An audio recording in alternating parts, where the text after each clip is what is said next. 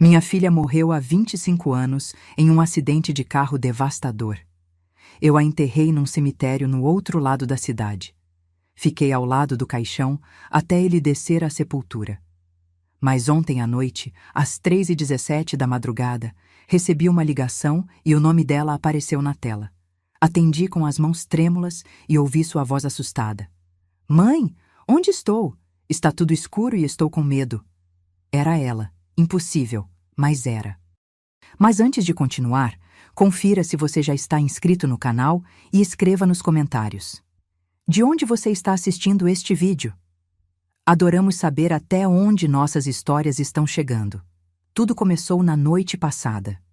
Eram exatamente 3h17 da manhã quando meu celular tocou. Acordei sobressaltada. Uma ligação naquele horário nunca traz boas notícias. Esfreguei os olhos e alcancei o aparelho no criado mudo.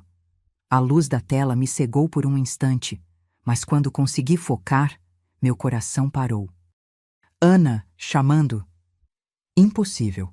Ana morreu em um acidente de carro quando tinha apenas 19 anos. Era outubro de 2000, 25 anos atrás. Eu mesma a enterrei. Eu mesma tinha ficado ao lado do caixão enquanto o baixavam à sepultura. Durante todos esses anos, guardei o número dela nos meus contatos. Uma forma de manter alguma conexão, por mais irracional que fosse. Não consegui deletar, assim como não consegui me desfazer de suas roupas, dos seus brinquedos da infância, das suas revistas favoritas e dos seus CDs. O telefone continuava tocando. Insistente, quase acusador. Minha primeira reação foi de puro terror. Encarei o nome e a foto na tela.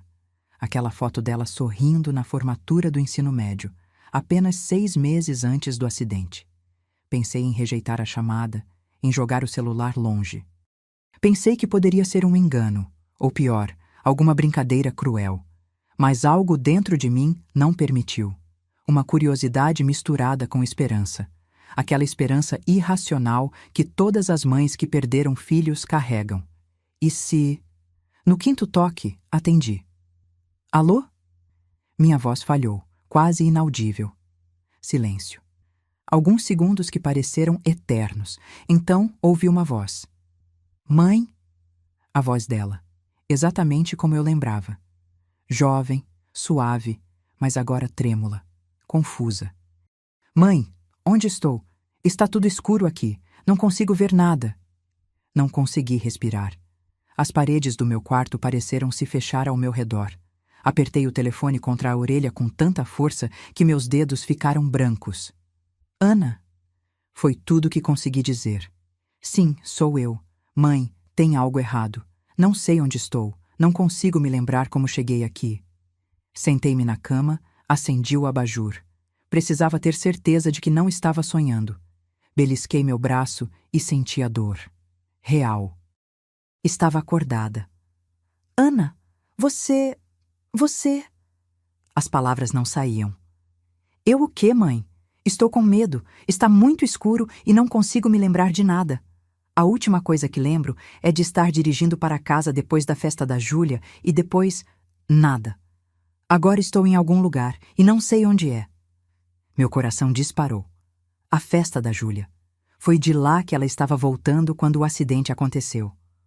Um motorista bêbado invadiu a contramão e atingiu o carro dela de frente. Morreu na hora. Foi o que o policial me disse naquela noite terrível. Ana, querida, o que você vê ao seu redor? Tente descrever. Quase nada. Está escuro. Parece que estou em um quarto? Tem uma janela pequena, mas só vejo escuridão lá fora. Tem um cheiro estranho, empoeirado, como um lugar que ficou fechado por muito tempo. Você consegue achar uma porta? Um interruptor de luz? Ouvi movimento, passos lentos, cuidadosos. Tem uma porta, mas está trancada. Tentei o interruptor, mas não funciona. Mãe, que lugar é esse? Como vim parar aqui? Minhas mãos tremiam tanto que mal conseguia segurar o telefone. Minha filha morta me ligando, perguntando onde estava. Como isso era possível? Eu a vi no caixão. Vi quando fecharam e a enterraram. Visitei o túmulo dela todo mês durante 25 anos.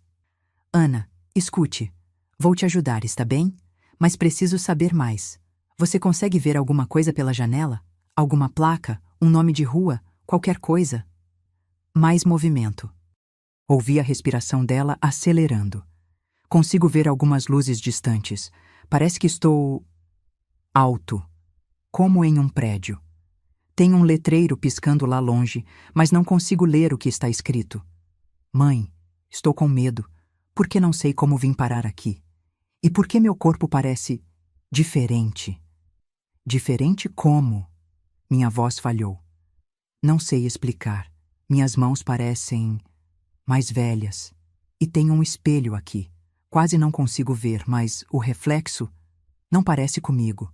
Ou parece, mas mais velha. Mãe, o que está acontecendo comigo? Fechei os olhos com força. Era demais para processar. Minha filha, que deveria ter 44 anos hoje se estivesse viva, descrevendo um corpo mais velho que o que tinha quando morreu. Isso não fazia sentido. Ana, você se lembra do acidente? Silêncio. Que acidente? Respirei fundo. O acidente de carro, depois da festa da Júlia. Mais silêncio. Então, um som, como um soluço abafado. Mãe, tem algo muito estranho. Quando você falou do acidente, eu vi, como um flash. O carro vindo na minha direção. As luzes. O impacto. E depois, nada. Como se tivesse um vazio. Um grande vazio, e então eu acordando aqui, neste lugar escuro. Sua voz estava trêmula.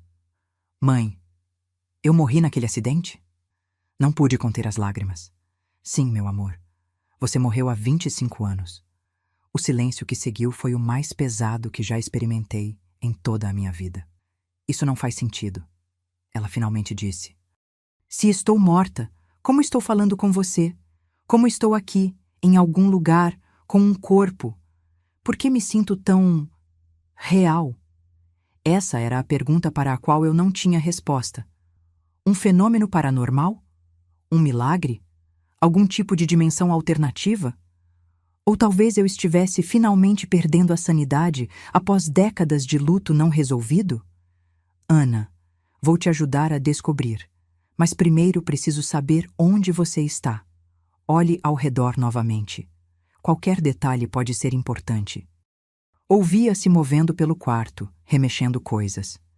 Espera, achei uma bolsa. Parece minha, mas não reconheço. Tem uma carteira aqui dentro.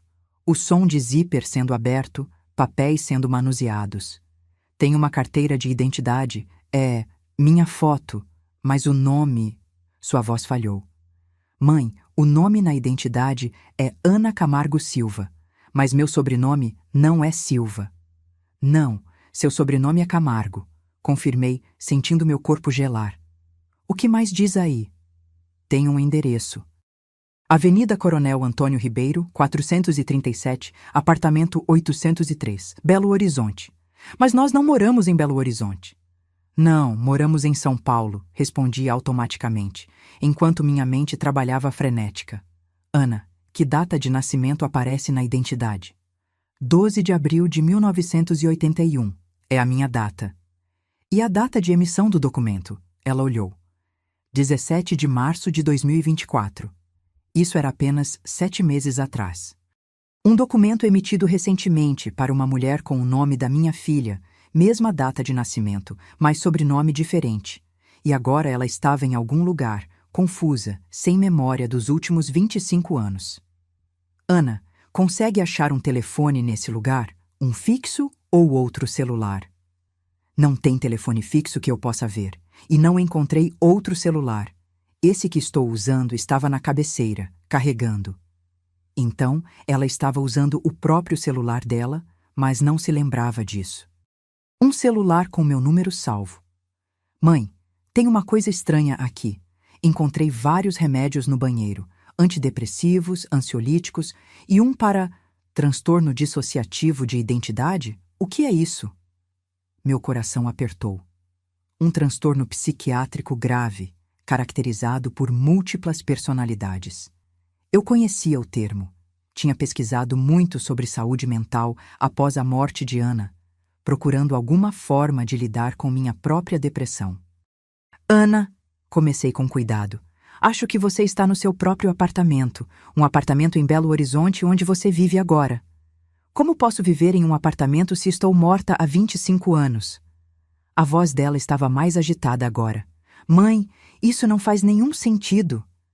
Eu sei, querida, para mim também não, mas vamos descobrir juntas. Você consegue abrir as cortinas? Ver melhor lá fora?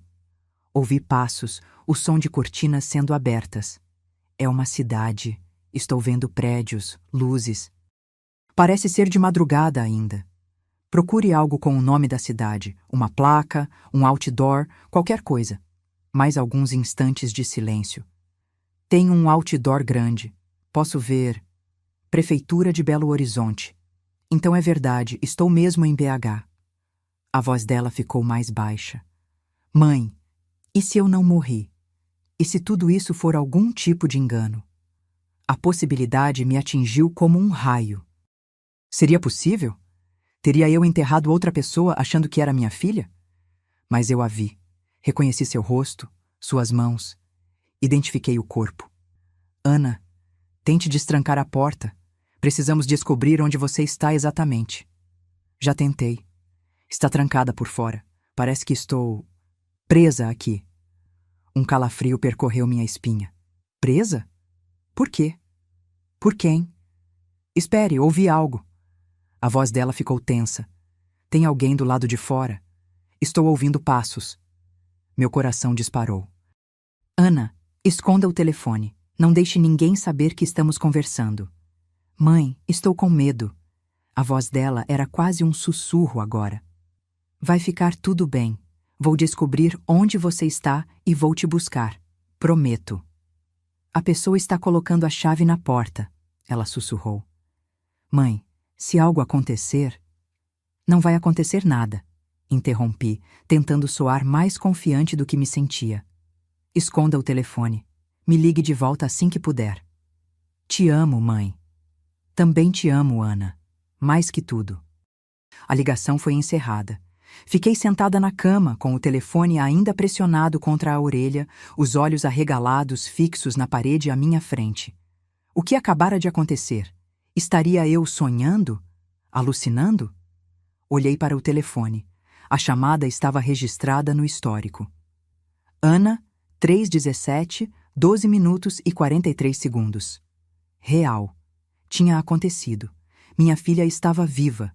De alguma forma, em algum lugar, ela estava viva. E eu precisava encontrá-la. O sol mal começava a nascer quando saí de casa, dirigindo em alta velocidade para a rodoviária. Durante a madrugada, não consegui dormir um minuto sequer. Passei as horas pesquisando na internet sobre o endereço que Ana havia mencionado. Avenida Coronel Antônio Ribeiro, 437, em Belo Horizonte. Era um prédio residencial numa área nobre da cidade, construído apenas 15 anos atrás. Como Ana poderia morar ali se tinha morrido há 25? A resposta mais lógica era que não era realmente Ana. Talvez fosse uma mulher com o mesmo nome, que de alguma forma conseguiu meu número e estava me pregando uma peça cruel. Mas aquela voz era a voz da minha filha. Uma mãe nunca esquece a voz de seu filho. E havia também a questão do sobrenome. Silva. Ana Camargo Silva. Silva era o sobrenome do ex-namorado dela, Ricardo. Eles namoravam na época do acidente. Ele foi ao enterro, completamente devastado. Perdemos contato alguns anos depois, quando ele se mudou para outro estado. Enquanto dirigia, decidi ligar para minha irmã, Lúcia. Precisava contar a alguém, por mais insano que parecesse. Helena, tudo bem? São 6 da manhã. Ela atendeu, sonolenta. Lúcia, preciso te contar uma coisa, mas você tem que me prometer que não vai me achar louca. O que aconteceu? A preocupação em sua voz era evidente. Recebi uma ligação da Ana ontem à noite. Silêncio do outro lado. Lúcia sabia o quanto eu havia sofrido com a morte de minha única filha. Sabia que eu nunca superei completamente. Helena, ela começou com cuidado. Ana faleceu há muitos anos. Eu sei disso, sei como soa. Mas juro que recebi uma ligação. O número dela apareceu no meu celular. Era a voz dela, Lúcia. Estou indo para Belo Horizonte agora. Belo Horizonte? Por quê? Expliquei rapidamente sobre o endereço, a identidade com nome diferente, tudo o que Ana havia me contado. Helena, por favor, pare o carro. Você não está em condições de dirigir. Isso deve ter sido um sonho muito vívido. Não foi um sonho, insisti, a frustração crescendo em minha voz. Posso te mostrar o registro da chamada quando nos encontrarmos. 12 minutos e 43 segundos. Você acha que sonhei tão precisamente assim? Outro silêncio. E se eu estiver certa, Lúcia? E se por algum milagre minha filha estiver viva? Como posso não investigar? Ouvi um suspiro profundo do outro lado da linha. Tudo bem. Mas não vá sozinha. Vou com você. Me encontre na rodoviária. Qual ônibus você vai pegar? Senti alívio percorrer meu corpo. Lúcia sempre foi meu porto seguro, especialmente depois que perdi Ana e meu casamento desmoronou logo em seguida. O das 7h30. Chega a Belo Horizonte às 15h40. Estarei lá. E Helena, tente não criar expectativas muito altas. Há muitas explicações possíveis para o que aconteceu, e nem todas elas significam que Ana está viva. Ela estava certa, claro. A explicação mais provável era que eu havia sofrido algum tipo de episódio psicótico. Aos 65 anos, depois de décadas lutando contra a depressão e o luto, não seria surpreendente. Mas algo dentro de mim, aquele instinto materno que nunca falha, me dizia que havia mais nessa história. Na rodoviária, Lúcia já me esperava. Aos 58 anos, minha irmã caçula ainda mantinha a mesma expressão determinada de sempre, embora os cabelos antes pretos agora estivessem quase completamente grisalhos. Ela me abraçou forte, sem dizer nada. Não precisava. Aquele abraço dizia tudo. Estou aqui, não importa o que aconteça. Entramos no ônibus e, durante a viagem, mostrei a ela o registro da chamada no meu telefone. Seus olhos se arregalaram ao ver o nome e a duração. Você ainda tem o número dela salvo? Não era uma pergunta, mas uma constatação. Nunca conseguia apagar. Pagava a conta todo mês mesmo com o número cancelado, só para manter ativo nos meus contatos. Soava irracional dizer em voz alta, mas Lúcia não me julgou. Já tentou ligar de volta? Várias vezes. Só chama até cair na caixa postal. Minha voz falhou. Uma mensagem automática, não a voz dela. Lúcia segurou minha mão. Vamos descobrir o que está acontecendo, Helena. Se for um trote cruel, essa pessoa vai se arrepender amargamente. Se for outra coisa... Ela deixou a frase no ar. A viagem para Belo Horizonte parecia interminável. A cada minuto, eu checava o celular, esperando que Ana ligasse novamente. Tentava imaginar o que poderia ter acontecido na noite anterior. Quem era a pessoa que entrou no quarto onde ela estava? Seria alguém que a mantinha prisioneira? Ou seria um cuidador, um médico, talvez um familiar? Em algum momento, Lúcia deve ter percebido minha ansiedade crescente, pois colocou a mão sobre a minha. Enquanto estávamos esperando, fiz algumas pesquisas no celular, ela disse. Sobre esse transtorno dissociativo que você mencionou. Olhei para ela, atenta. É um transtorno raro, mas documentado. Em casos extremos, uma pessoa pode desenvolver personalidades alternativas tão distintas que nem sabem da existência uma da outra. Algumas dessas personalidades podem até mesmo acreditar que são pessoas diferentes, com nomes e histórias de vida completamente separados. Você acha que a pessoa que me ligou pode ter esse transtorno? Que ela realmente acredita ser Ana? Lúcia deu de ombros. É uma possibilidade. Talvez seja alguém que conhecia Ana ou que conhecia nossa família, alguém que, por alguma razão, desenvolveu uma personalidade que acredita ser ela. A teoria fazia sentido, mas não explicava tudo. Como essa pessoa teria meu número? Como saberia detalhes sobre a festa da Júlia, sobre o acidente? Há outra possibilidade, disse baixinho. E se não identifiquei o corpo corretamente? Se não era Ana no caixão? Lúcia me olhou com preocupação. Helena, Você a reconheceu. A polícia confirmou a identidade com documentos encontrados na cena. Não havia dúvidas. Mas e se houvesse? E se por alguma razão outra pessoa estivesse dirigindo o carro dela naquela noite? Alguém parecida com ela? Era uma teoria absurda, eu sabia. Mas naquele momento, parecia mais confortável do que a ideia de que eu estava simplesmente enlouquecendo. Vamos descobrir, Lúcia disse finalmente. Seja o que for, vamos até o fim. Chegamos a Belo Horizonte no horário previsto. O sol já começava a se pôr quando pegamos um táxi para o endereço da Avenida Coronel Antônio Ribeiro.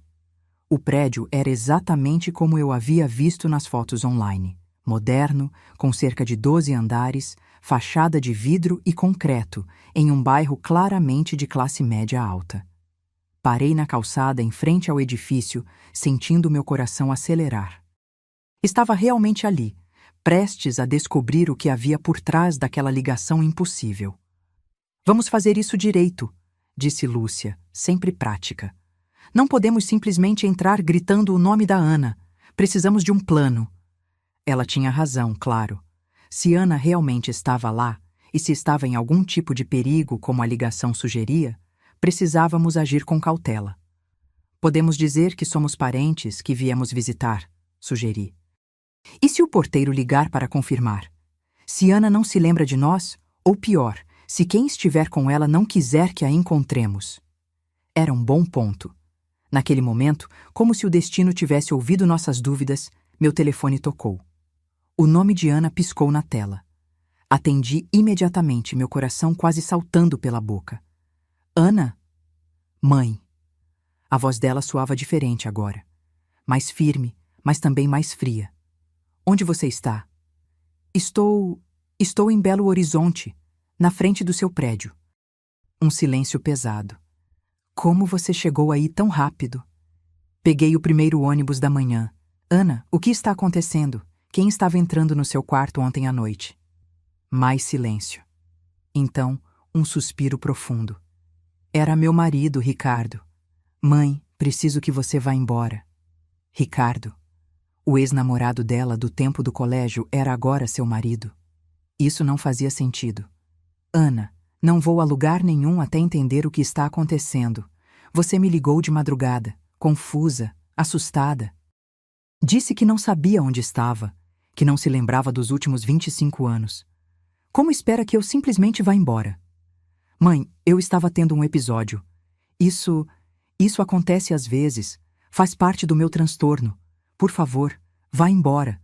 Você vai apenas complicar as coisas. A voz dela soava tão diferente agora, quase como se fosse outra pessoa. Não. Minha voz era firme. Não vou embora sem te ver, sem ter certeza de que você está bem. Outro suspiro. Tudo bem. Apartamento 803. Vou avisar na portaria que você está subindo. A ligação foi encerrada antes que eu pudesse dizer mais alguma coisa. Olhei para Lúcia, que havia escutado minha parte da conversa. Vamos subir. Parece que ela nos espera. Lúcia assentiu, mas seu rosto mostrava preocupação. Tenha cuidado, Helena. Não sabemos o que vamos encontrar lá em cima. Atravessamos a recepção, onde um porteiro nos informou que já havíamos sido anunciadas. Subimos no elevador em silêncio, cada uma perdida em seus próprios pensamentos. No 8º andar, caminhamos pelo corredor até encontrar o apartamento 803. Minha mão tremia ao apertar a campainha. A porta foi aberta quase imediatamente. E lá, diante de mim, estava Ana. Ou melhor, uma mulher que parecia Ana, mas 25 anos mais velha. Os mesmos olhos castanhos, o mesmo formato de rosto, mas com rugas que minha filha nunca chegou a desenvolver. O cabelo, que Ana sempre usou comprido, agora estava curto, na altura dos ombros, com alguns fios grisalhos nas têmporas. Ficamos nos encarando por um longo momento, nenhuma de nós capaz de falar. Foi ela quem quebrou o silêncio. Olá, mãe, ela disse, sua voz controlada. Por favor, entrem. Dei um passo à frente, as pernas bambas. Era ela. Mesmo 25 anos depois, eu reconheceria minha filha em qualquer lugar. Ana, sussurrei. É realmente você?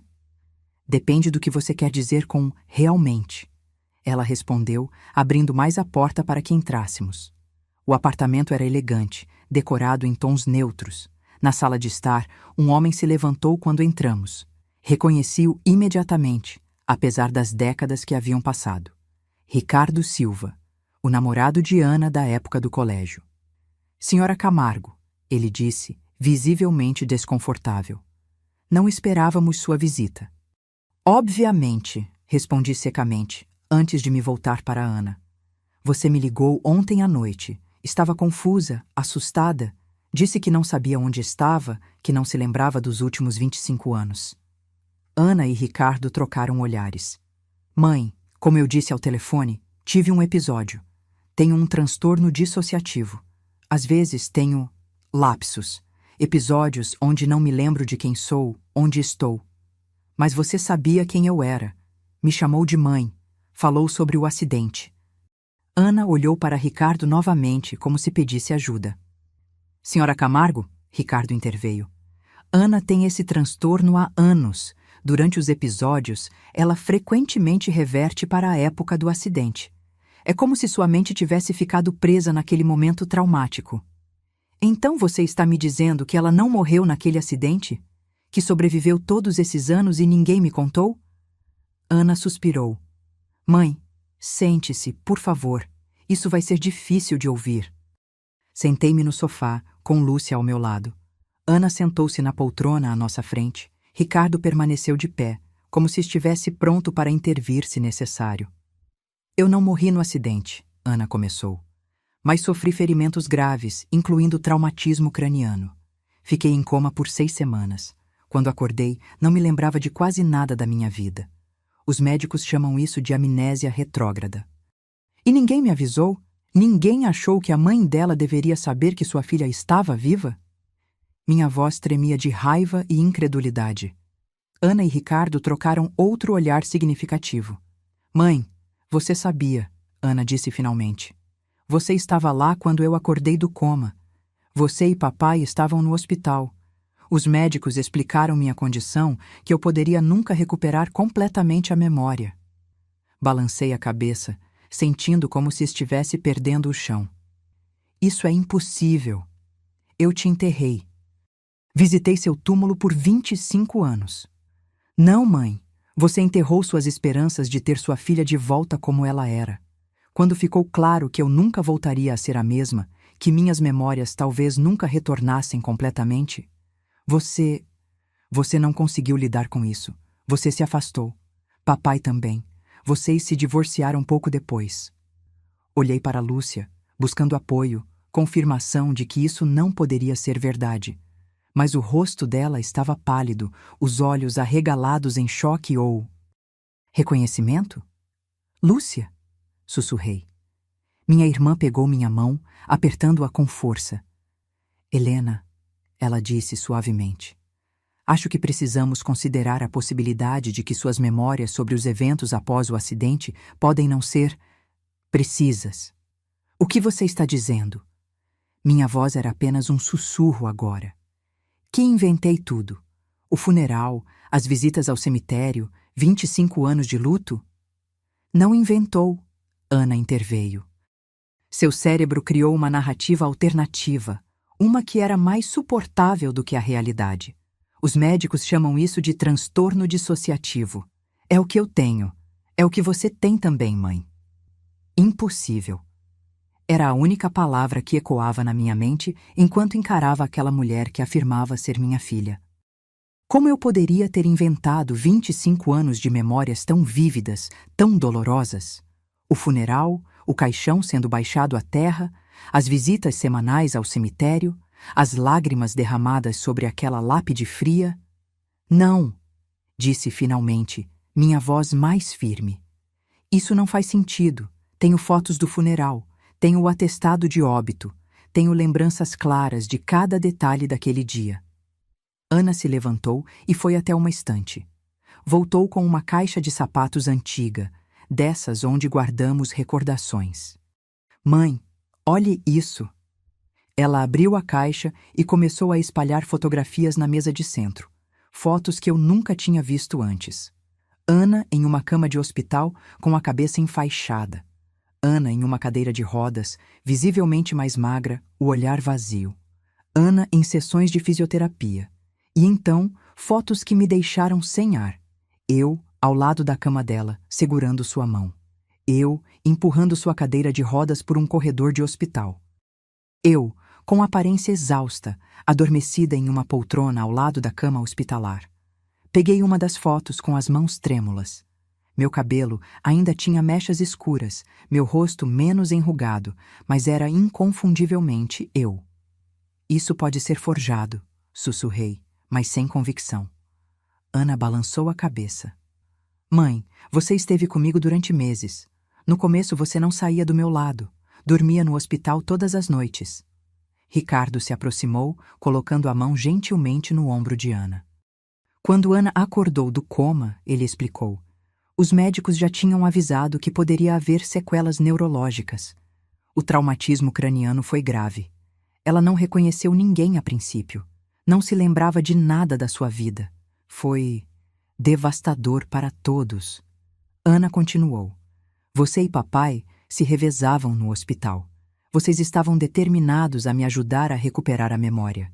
Traziam fotos, contavam histórias, tocavam minhas músicas favoritas. Mas nada funcionava completamente. Com o tempo, Ricardo retomou. Ana começou a recuperar algumas memórias fragmentadas. Reconheceu vocês, lembrou-se de partes da infância, mas havia grandes lacunas, especialmente sobre os anos mais recentes antes do acidente. E os médicos disseram que era possível que eu nunca recuperasse tudo, Ana completou. Que eu teria que aprender a viver com uma nova versão de mim mesma. Olhei para Lúcia, que agora segurava uma das fotos, suas mãos também trêmulas. Lúcia? Perguntei quase implorando. É verdade?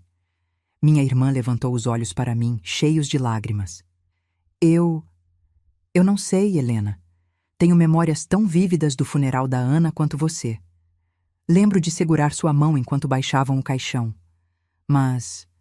Ela olhou para a foto em suas mãos. Esta sou eu, visitando Ana no hospital. Como isso é possível? O cérebro humano é complexo, disse Ricardo, especialmente quando confrontado com trauma extremo. Às vezes, cria memórias falsas como mecanismo de defesa. Aconteceu não apenas com vocês duas, mas com outras pessoas da família também. Foi quando começaram os meus episódios, continuou Ana. Eu tinha flashbacks do acidente. Às vezes, acordava no meio da noite gritando, convencida de que tinha acabado de bater o carro. Outras vezes, não reconhecia onde estava, achava que ainda tinha 19 anos. E eu? Perguntei, ainda incrédula. Quando comecei a acreditar que você tinha morrido? Ana e Ricardo trocaram olhares novamente, como se decidissem quem deveria contar essa parte da história. Foi gradual, Ana finalmente disse. No início, você lidou com a situação melhor do que todos nós. Era forte, determinada. Mas conforme os meses passaram e ficou claro que eu nunca voltaria a ser exatamente quem eu era antes. Você começou a se distanciar, completou Ricardo. Primeiro emocionalmente, depois fisicamente. Parou de visitar com tanta frequência. Quando vinha, parecia não me reconhecer como a Ana que você conhecia. Em um dos últimos dias em que você me visitou no centro de reabilitação, Ana continuou, você disse algo que nunca esqueci. Disse que sentia como se sua filha tivesse morrido naquele acidente e que eu fosse apenas uma sombra dela. Aquelas palavras me atingiram como um golpe físico. Eu seria capaz de dizer algo tão cruel? Pouco depois, Ricardo prosseguiu, você teve o que os médicos chamaram de um colapso psicótico. Começou a falar sobre o funeral da Ana, sobre visitar o túmulo dela. Criou uma realidade alternativa onde ela tinha morrido no acidente. Era mais fácil de suportar do que aceitar a pessoa diferente que ela havia se tornado.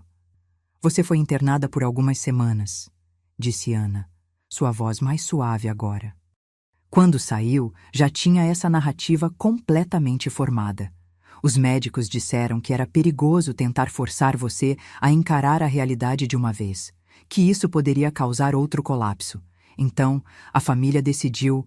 Ela hesitou. Decidiu o quê? Pressionei. Deixar você viver com sua versão da realidade, ela concluiu. Deixar você acreditar que eu havia morrido. Papai se mudou com você para outra cidade. A família concordou em não contradizer sua versão dos eventos. Foi uma decisão difícil. E o túmulo? Perguntei, minha voz apenas um sussurro. O túmulo que visitei por 25 anos?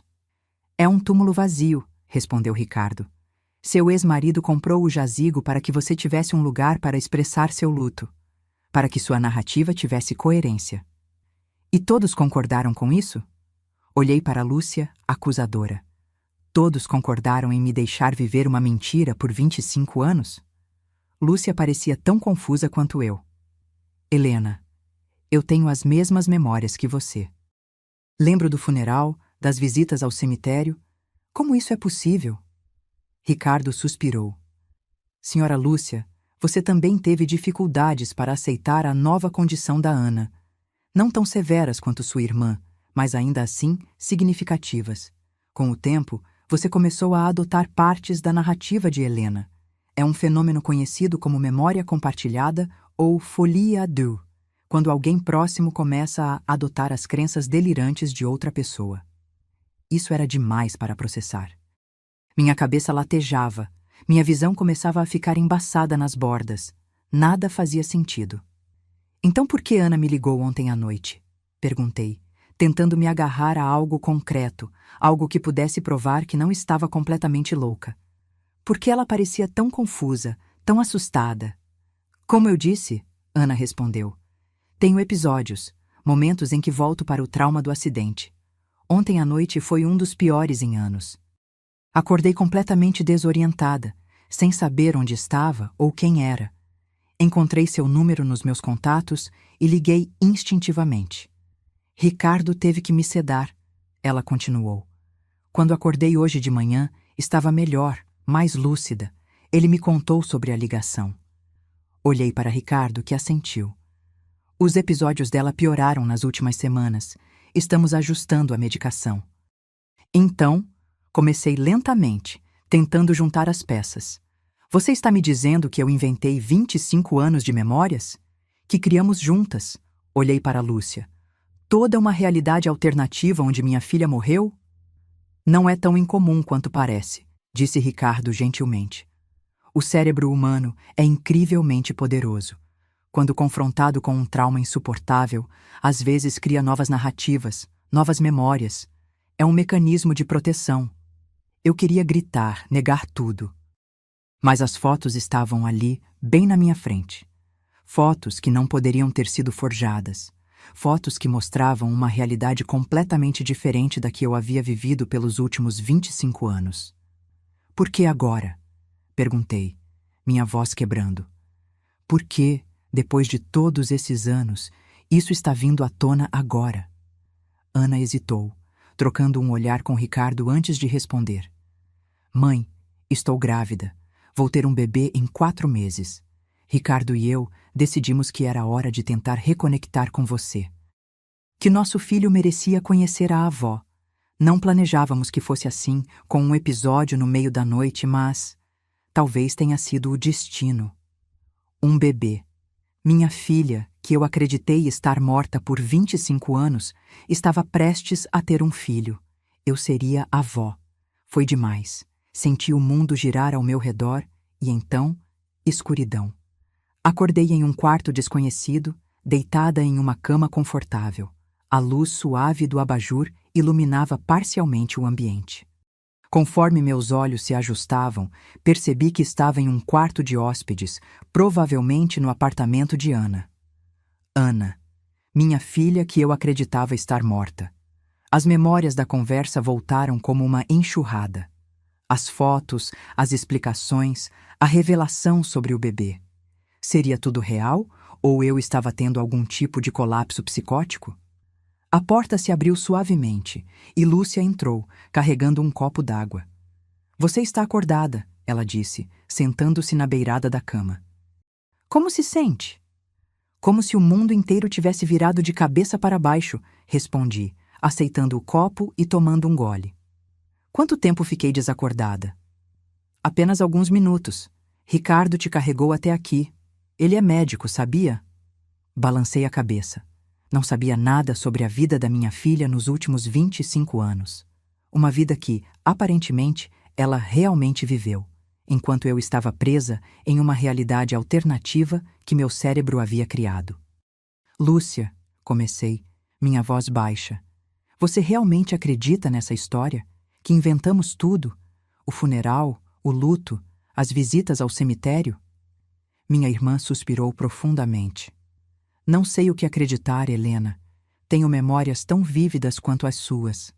Lembro claramente de segurar sua mão no funeral, de visitar o túmulo com você em datas especiais. Mas aquelas fotos... Ela balançou a cabeça. Aquelas fotos não podem ser falsas. E Ana, ela é tão parecida. Mais velha, diferente em alguns aspectos, mas inegavelmente Ana. Como podemos ter inventado a mesma realidade? Perguntei. Como duas pessoas podem ter exatamente as mesmas memórias falsas? Ricardo mencionou algo chamado folie à deux. Pesquisei no meu celular enquanto você estava desacordada. É quando uma pessoa com um transtorno psicótico influencia outra pessoa próxima a compartilhar o mesmo delírio. Geralmente acontece entre familiares, pessoas que passam muito tempo juntas. Tentei absorver aquela informação. Seria possível que meu cérebro traumatizado tivesse criado uma realidade alternativa tão poderosa que arrastou minha irmã para dentro dela também? O que fazemos agora? Perguntei, sentindo-me completamente perdida. Lúcia pegou minha mão. Acho que precisamos estar abertas à possibilidade de que nossa versão dos eventos pode não ser a correta. Que talvez, apenas talvez, Ana realmente sobreviveu ao acidente. A porta se abriu novamente e Ana entrou, carregando uma bandeja com chá e biscoitos. Ver minha filha, 25 anos mais velha do que em minhas memórias, realizando um gesto tão simples e doméstico como servir chá, era surreal. Achei que vocês poderiam querer algo para comer, ela disse, colocando a bandeja sobre a mesinha de cabeceira. Ricardo teve que sair. Uma emergência no hospital, mas disse que voltará logo. Ana sentou-se na poltrona próxima à cama, estudando meu rosto como se tentasse memorizar cada detalhe. Sei que isso é muito para processar, ela disse suavemente. Não esperávamos que acontecesse assim. Tínhamos planejado entrar em contato com vocês de forma mais gradual, com a ajuda de um psiquiatra. Por que esperou tanto tempo? Perguntei, a mágoa evidente em minha voz. 25 anos, Ana. 25 anos acreditando que minha única filha estava morta. Ela abaixou o olhar, as mãos inquietas no colo. No início, foi decisão dos médicos e da família. Você estava muito frágil psicologicamente. Depois, vidas foram construídas separadamente. Você se mudou. Eu comecei a faculdade, me formei, me casei com Ricardo. Ricardo nunca perdeu contato com você? Perguntei, lembrando que ele era o namorado de Ana na época do acidente. Não, ela sorriu levemente. Ele esteve ao meu lado durante toda a recuperação. Pausou seus estudos por 1 ano para cuidar de mim. Quando voltei para a faculdade, ele já estava no 3º ano de medicina. Nos casamos depois que me formei em psicologia. Psicologia, repeti. Você se tornou psicóloga. Sim, trabalho principalmente com pacientes que sofreram traumas neurológicos como eu. Pessoas que precisam reconstruir suas identidades, suas memórias. A ironia não me escapou. Minha filha ajudava outros a reconstruir suas memórias, enquanto eu vivia presa em memórias que aparentemente nunca existiram. E o bebê? Perguntei, mudando de assunto. É menino ou menina? O rosto de Ana se iluminou. A mão instintivamente indo para a barriga, que notei agora, mostrava uma pequena protuberância sob o suéter largo. Uma menina. Vamos chamá-la de Helena. Senti as lágrimas brotarem nos meus olhos. Minha neta levaria meu nome. Foi isso que nos fez decidir que era hora de reconectar, continuou Ana. Descobrimos que seria uma menina há 2 semanas. Ricardo disse que era um sinal, que nossa filha merecia conhecer a avó, cujo nome carregaria. E quanto ao seu pai? Perguntei, repentinamente percebendo que ele não havia sido mencionado. Onde ele está agora? Ana e Lúcia, Trocaram um olhar que me deixou alerta. Mãe, Ana disse gentilmente, papai faleceu há 3 anos. Câncer de pulmão. Mais uma revelação que me deixou sem ar. Carlos, meu ex-marido, morto. Em minhas memórias, ele havia se mudado para o exterior após nosso divórcio, poucos anos depois da morte, ou suposta morte, de Ana. Mantínhamos contato mínimo, apenas cartões de Natal e raras ligações em aniversários. Ele nunca tentou me contar a verdade? Perguntei, a voz embargada. Ele respeitou a decisão dos médicos, respondeu Ana. E depois de um tempo ficou mais difícil. Como explicar que havia permitido que você vivesse uma mentira por tanto tempo? Ele carregou essa culpa até o fim. Tentei processar mais essa informação. Carlos sabia que nossa filha estava viva todo esse tempo. Sabia e me deixou acreditar no contrário. O que acontece agora? Perguntei, olhando de Ana para Lúcia. Como seguimos daqui? Devagar, disse Ana. Um passo de cada vez. Ricardo conhece um excelente psiquiatra que pode nos ajudar. Alguém especializado em casos como o seu. Casos como o meu, repeti mecanicamente. Pessoas que inventaram realidades alternativas para escapar de traumas insuportáveis. É mais comum do que você imagina, Ana disse suavemente. E tratável. Não será fácil, nem rápido, mas podemos reconstruir nossa relação. Podemos criar novas memórias, memórias reais. Olhei para minha filha viva, adulta, grávida, e senti algo que não sentia há décadas. Esperança. Eu quero tentar, disse finalmente. Não sei se consigo desaprender 25 anos de memórias, mas quero conhecer você, conhecer a vida que construiu. Quero estar presente para minha neta. Ana sorriu, lágrimas escorrendo livremente pelo seu rosto. Levantou-se e sentou-se ao meu lado na cama, pegando minha mão entre as suas. Obrigada, mãe, ela sussurrou, por estar aqui agora, por tentar. Naquele momento, olhando para o rosto da minha filha, um rosto que havia envelhecido sem que eu testemunhasse, que havia amadurecido e adquirido linhas de expressão que eu nunca vi se formarem, percebi que não importava mais o que era real e o que não era. O que importava era o presente. Esta mulher diante de mim era minha filha, e ela precisava de mim tanto quanto eu precisava dela. Podemos começar de novo? Perguntei. Ana assentiu, sorrindo através das lágrimas. Sim, podemos começar de novo. 3 meses se passaram desde aquela noite surreal. 3 meses de terapia intensiva, de longas conversas, de lágrimas e risos, de reconexão e descoberta. O psiquiatra que Ricardo indicou, Dr. Mendes, era especializado em transtornos dissociativos e memórias traumáticas. Nas primeiras sessões, ele explicou que meu cérebro havia criado uma realidade alternativa, como mecanismo de defesa contra um trauma emocional insuportável. A morte da minha filha, como eu a conhecia e amava, substituída por uma versão diferente dela mesma após o acidente. O cérebro humano é incrivelmente complexo, ele explicou. Quando confrontado com uma realidade intolerável, às vezes cria uma narrativa alternativa. No seu caso, era mais fácil acreditar que Ana havia morrido do que aceitar as mudanças profundas em sua personalidade e memória. E eu arrastei minha irmã para essa realidade alternativa? Perguntei, ainda tendo dificuldade para aceitar que havia influenciado Lúcia tão profundamente. Em casos de trauma compartilhado, isso acontece mais frequentemente do que imaginamos, ele respondeu. Especialmente entre pessoas com laços emocionais fortes, como irmãs. Uma pessoa cria a narrativa e a outra, tentando oferecer suporte, começa a compartilhá-la. Lúcia também começou a fazer terapia, embora seus sintomas fossem menos severos que os meus. Aos poucos, ela começou a recuperar memórias fragmentadas da verdadeira sequência de eventos. Lembranças de visitas ao hospital, de conversas com Ana durante sua recuperação, como se um véu lentamente se levantasse. Para mim, o processo era mais complexo. Minhas memórias falsas eram tão vívidas, tão detalhadas, que às vezes era impossível acreditar que não haviam acontecido. O funeral, o caixão, as flores, o choro dos presentes, tudo parecia perfeitamente real. É porque, para o seu cérebro, essas memórias são reais, explicou o Dr. Mendes.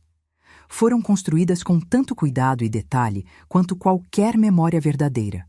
A diferença é que elas foram fabricadas como proteção, não como registro de eventos reais.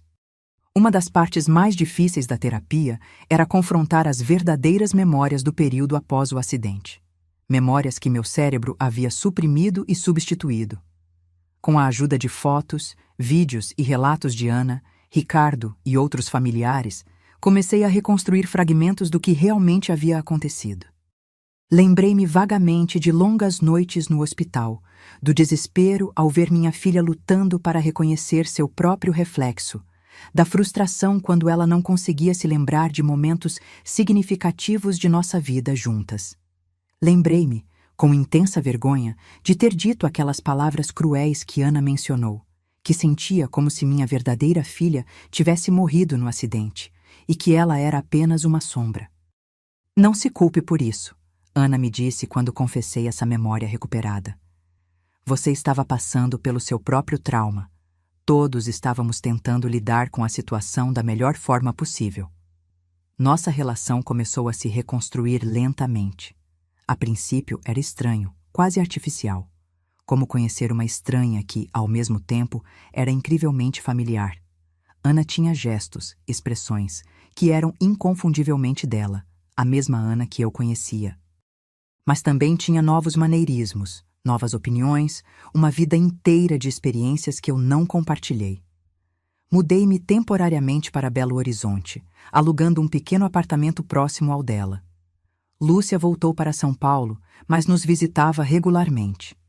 Aos poucos, comecei a conhecer a vida adulta da minha filha, seu trabalho como psicóloga, seus amigos, seus gostos e desgostos.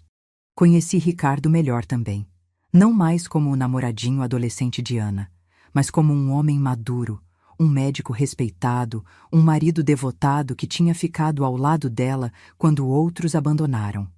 E então, há 2 semanas, Helena nasceu. Estava no hospital quando aconteceu. Ana teve um parto relativamente tranquilo. 8 horas de trabalho de parto, sem complicações. Quando a enfermeira colocou aquele pequeno embrulho nos braços da minha filha, algo mudou dentro de mim. Como se uma porta que estivera trancada por 25 anos finalmente se abrisse.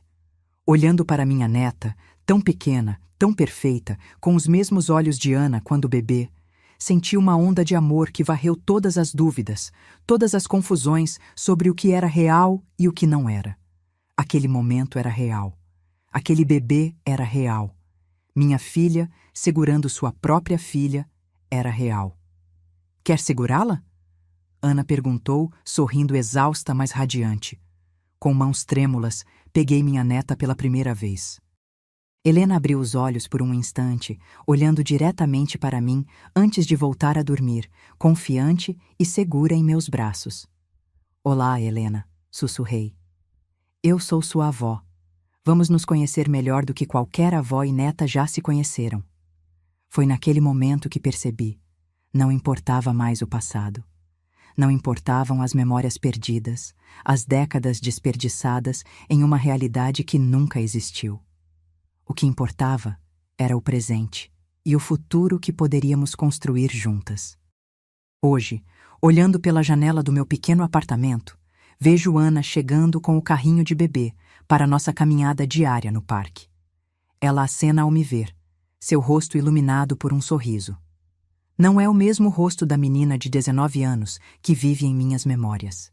É o rosto de uma mulher de 44 anos, com linhas de expressão, com a sabedoria que vem da idade e da experiência. É o rosto da minha filha, que eu pensei ter perdido, mas que, na verdade, apenas seguiu um caminho diferente do que eu imaginava para ela. Pego minha bolsa e desço para encontrá-las. Helena está acordada hoje, seus olhinhos curiosos observando o mundo ao seu redor. Ana me abraça quando chego, um abraço que ainda estamos reaprendendo, mas que a cada dia se torna mais natural, mais familiar. Como estão minhas garotas favoritas? Pergunto, beijando o topo da cabeça de Helena. Estamos ótimas, responde Ana. Helena dormiu quase 5 horas seguidas ontem à noite, um verdadeiro milagre. Rimos juntas e começamos nossa caminhada. O sol está brilhando, o dia está lindo e estamos juntas. Minha filha, minha neta e eu. Ainda tenho momentos de confusão, momentos em que acordo no meio da noite e não consigo distinguir o que é real e o que é fabricado. O Dr. Mendes diz que isso é normal, que pode levar anos até que meu cérebro reorganize completamente suas memórias. Mas isso não me assusta mais, porque agora sei que, independentemente do que aconteceu no passado, independentemente das realidades alternativas que meu cérebro possa ter criado, o presente é real. Minha filha está viva. Tenho uma neta linda. E temos todo o tempo do mundo para construir novas memórias juntas. Memórias que ninguém, nem mesmo meu próprio cérebro, poderá tirar de mim. No final, percebi uma verdade profunda. Às vezes, a mente cria mentiras para nos proteger de verdades dolorosas demais para suportar. E às vezes, é apenas quando estamos prontos para enfrentar essas verdades que podemos finalmente encontrar a paz. A vida me deu uma segunda chance que eu nunca soube que precisava. Uma chance de conhecer minha filha não como a adolescente congelada no tempo pelas minhas falsas memórias, mas como a mulher incrível que ela se tornou. Uma chance de ser avó, de transmitir amor e sabedoria para uma nova geração. E mais importante, uma chance de finalmente deixar o luto para trás e começar a viver novamente. Recebi uma ligação na madrugada que mudou tudo. Uma ligação impossível, de uma filha que eu acreditava estar morta. Uma ligação que abriu uma porta para uma realidade que eu havia negado por 25 anos. E estou eternamente grata por ter atendido. Agora, se você gostou dessa história, clica em S inscrever e me diz nos comentários qual parte te deixou de queixo caído. Ah, e não esqueça de se tornar membro para ter acesso a vídeos exclusivos que não posto aqui. Te espero lá.